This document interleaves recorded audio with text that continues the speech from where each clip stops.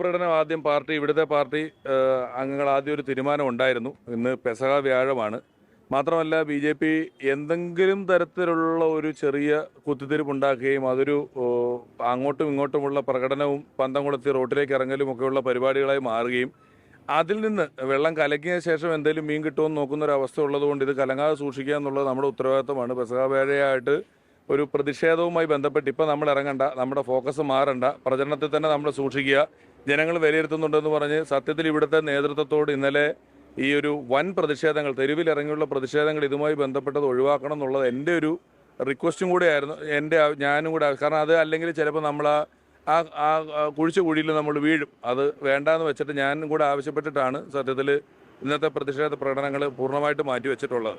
അങ്ങനെ ഒരു സംശയമുണ്ട്, മൊത്തം ഒരു പ്രകോപനം ഉണ്ടാക്കിയിട്ട് ഇനി എന്തെങ്കിലും ഒരു പ്രശ്നം ഉണ്ടാക്കാൻ. ഞാൻ വന്ന ദിവസം തൊട്ട് ഇതുണ്ടല്ലോ, ഞാൻ വന്ന ദിവസം തൊട്ട് ഞാൻ പറഞ്ഞ എല്ലാ ഒപ്പീനിയനുകളും എല്ലാ സ്റ്റേറ്റ്മെൻറ്റുകളും പബ്ലിക് ഡൊമൈനിൽ അവൈലബിൾ ആണ്. അവിടെ എവിടെയും യാതൊരുവിധ സ്ത്രീവിരുദ്ധതയും പറയാത്ത ഞാൻ സ്ത്രീവിരുദ്ധത പറഞ്ഞു. അതുകൊണ്ട് അമ്മമാർ തടയുന്നു എന്ന് പറയുന്നു. നോക്കൂ, ആ തടയുന്ന വീഡിയോ ശ്രദ്ധിച്ച് കണ്ടാൽ അതേ വീഡിയോയിൽ ഒരു അമ്മ എൻ്റെ കയ്യിൽ പിടിച്ചുകൊണ്ട് ഈ റോഡ് അവരുടെ അല്ല മോനെ, നിങ്ങളൊന്ന് എൻ്റെ വീട് വരെ വരൂ എന്ന് പറഞ്ഞ് പിടിച്ചു വലിക്കുന്നത് കാണാം. അതുപോലെ അമ്മയാണല്ലോ, ആ അമ്മയ്ക്ക് ഈ പ്രശ്നങ്ങളില്ലല്ലോ. BJPക്ക് ഏറ്റവും കൂടുതൽ ഡോമിനൻസ് ഉള്ള ഒരു മേഖലയാണ് ഈ വടക്കന്തറ മേഖലയ്ക്ക്. അവിടെ ഇത്തരത്തിലൊരു ആവശ്യം BJPക്ക് ഉണ്ടായിരുന്നു? അത് അവരല്ലേ ആലോചിക്കേണ്ടത്, ഇത്തരത്തിലൊരു കാര്യം ആവശ്യമുണ്ടോ എന്നുള്ളത്. എൻ്റെ ആ അമ്മമാർ കയ്യിൽ പിടിച്ച് വലിച്ച് വീട്ടിൽ പോകാൻ പറയുമ്പോഴും ഇത്തരത്തിലുള്ള പ്രതിഷേധം ഉണ്ടായാണ്. അപ്പോഴും ഈ സ്ത്രീവിരുദ്ധത പറഞ്ഞു എന്ന് പറയുന്ന ഞാൻ ഒച്ചപ്പാടും ബഹളവും ഉണ്ടാക്കി വന്നതൊരു സ്ത്രീ ആയതുകൊണ്ടാണ് ഞാൻ പൂർണ്ണമായും നിശബ്ദനായി നിന്നുകൊണ്ട് എല്ലാ റെസ്പെക്റ്റും കൊടുത്തുകൊണ്ട് കൈയും പുറകിട്ട് നിശബ്ദനായിട്ട് നിന്നത്. അവരൊരു സ്ത്രീയാണ്, ഞാൻ അതിനെതിരെ ഇപ്പോൾ തൽക്കാലം ഒന്നും പറയാൻ പാടില്ല എന്നുള്ളൊരു ബോധ്യത്തോടു കൂടി നിന്നിട്ട് തന്നെയാണ് അത് ചെയ്തിട്ടുള്ളത്. അപ്പോൾ ഇനിയും അത്തരത്തിൽ തന്നെ ചെയ്യും, അല്ലെങ്കിൽ തുടരേണ്ടതാണ് എന്ന് പറയുന്ന നിലപാടാണ് പലപ്പോഴും കണ്ടിട്ടുള്ളത്. അത് ഒട്ടും ശരിയല്ല.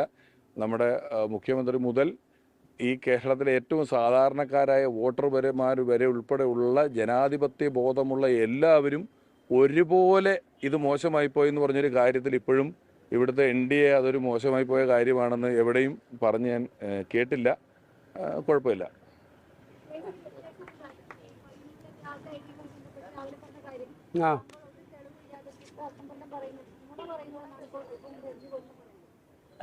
ഗോവിന്ദൻ്റെ പാർട്ടിയിലിപ്പം പഴയ പാർട്ടിയല്ല.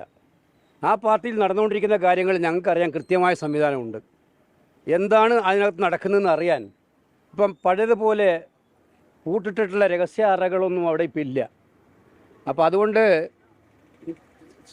MV ഗോവിന്ദൻ പറഞ്ഞത് ഞാൻ വെറുതെ വ്യാജ ആരോപണമാണ് ഉന്നയിക്കുന്നത് പറഞ്ഞ് തീർച്ചയായിട്ടും തെറ്റിദ്ധരിപ്പിക്കപ്പെടുന്നതാണ്.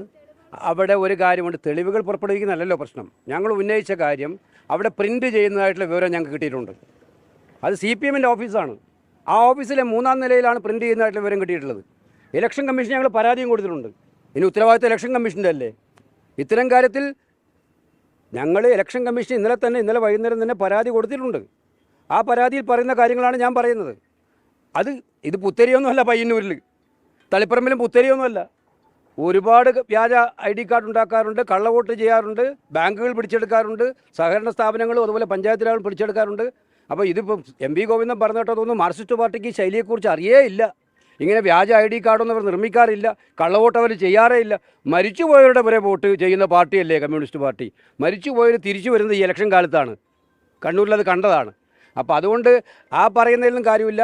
അന്വേഷിക്കട്ടെ, ഇലക്ഷൻ കമ്മീഷൻ അന്വേഷിക്കട്ടെ, പോലീസ് അന്വേഷിക്കട്ടെ, അവർക്ക് ആവശ്യമായ തെളിവുകൾ കിട്ടും. അവരുടെ പ്രചരണ വാഹനത്തിൽ നിന്നുള്ള അനൗൺസ്മെൻറ്റാണ് പുറത്തു വന്നത്. നമ്മൾ ഈ തെരഞ്ഞെടുപ്പ് ഇപ്പം ഈ പിഷാരടിയുടെ കാര്യം പറഞ്ഞതുപോലെ തെരഞ്ഞെടുപ്പ് എന്ന് പറയുന്നത് ആരോഗ്യകരമായ ഒരു മത്സരമാക്കിയിട്ടാണ് മാറ്റേണ്ടത്. അത് എതിർ കാൻഡിഡേറ്റിനെ വളരെ മോശമായി മ്ലേച്ഛമായി ചിത്രീകരിച്ച്, അതും തീർത്തും വർഗീയമായിട്ട് ചിത്രീകരിച്ചിട്ട് മുന്നോട്ട് പോവുകയല്ല വേണ്ടത്. അപ്പോൾ ആ കാര്യത്തിൽ കൃത്യതയോടുകൂടി നമുക്ക് പറയാൻ ആഗ്രഹമുള്ളത്, തിരഞ്ഞെടുപ്പിൻ്റെ സാമാന്യമായിട്ടുള്ള മര്യാദകൾ പാലിച്ചുകൊണ്ട് പോകുന്നതാണ് എല്ലാവർക്കും നല്ലത്. അതിന് വിട്ടു പോയാൽ അതിന് അവർ തന്നെയായിരിക്കും മറുപടി പറയേണ്ടി വരിക.